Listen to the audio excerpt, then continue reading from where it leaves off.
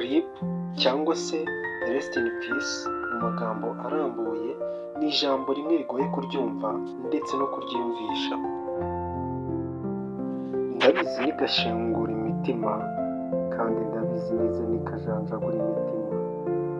Ndabizi iri jambo rizura izari inzozi z'umwijima, bamwe bagata imitwe, abandi bakarira, abandi bakababara ndetse n'abandi kurya bikabananira.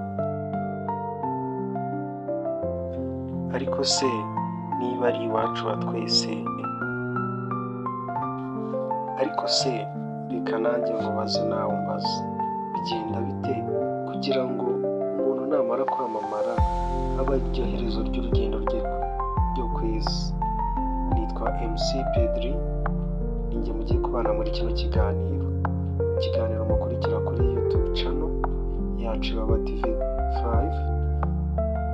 Nza gushimira aba bakanze subscribe, like ndetse na comment kugira ngo dukomeze tujye tubasha kubana mu bintu bitandukanye. Ikaze.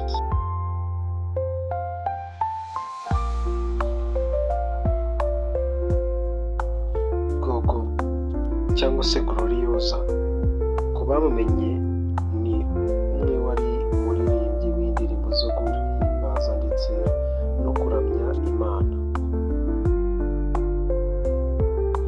Yahitinze henshi ku mbuga nkoranyambaga zirimo nka YouTube, TikTok, Instagram ndetse n'ahandi henshi video ze zagiye zigenda zicicika.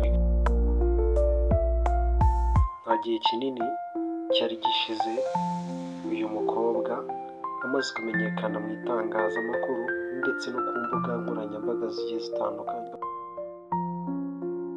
Bigenda bite kugira ngo umuntu yamaze kuba umustar, amaze kwamamara, aba ari ryo herezo ry'urugendo rwe? Nicyo tugiye kurebera muri kino kiganiro.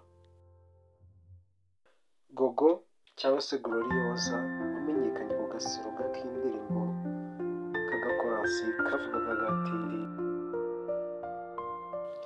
Every day I need the blood of Jesus because is good, because is good. Kugira ngo mwese si ubwa mbere aka gasiroga cyangwa kano gakorasi kabaje mu matwi. Ese byagenze bite kugira ngo uyu mukozi w'Imana urugendo rwe ruhite ruba bugufi kuri iyi si? Nk'uko twari tubimenyereye, Gogo yari umuririmbyi ndetse n'umutaramyi w'indirimbo zo guhimbaza Imana, akaba ari n'umwe mu bahitinze ku mbuga nkoranyambaga. Gusa nyuma yo kugira event idasanzwe mu Rwanda, yaje no kwagura ibikorwa bye ndetse ivugabutumwa ajya no kubikorera hanze y'u Rwanda. Aha nibwo yakatishaga indege yerekeza mu bitaramo muri Uganda, ariko ntibyaciye akabiri twumva inkuru mbi, umukozi w'Imana Gloriosa yitabye Imana. Gloriosa, rest in peace. Abafana bawe tuzahora tukwibuka kandi tuzagukumbura, kandi twizera ko aho uri wikeneye.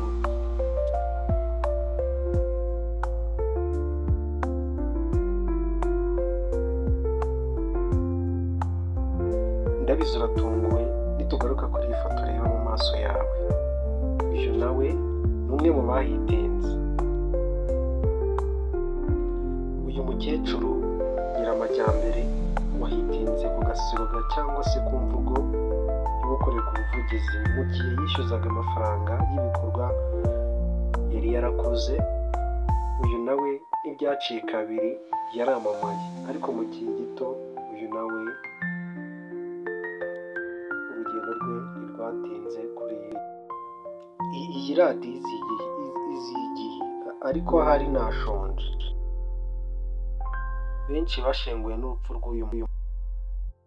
Ababirebera mu ndorerwamo za kure dutangira kwibaza ikintu gituma umuntu yamamara agahita apfa. Ese koko ni iyihe mpamvu ibyihishe inyuma? Dukomeje kwihanganisha inshuti ndetse abakunzi n'abafana banyu, kandi twizeye ko aho muri muruhukiye mu mahoro. Turakibaza ni ibyo gusa cyangwa hari n'ibindi bikurikiye? Mutagatifu Alex nawe wamamaye cyane mu makorasi ndetse no muri korali, uyu nawe yarahitinze igihe kitari gito.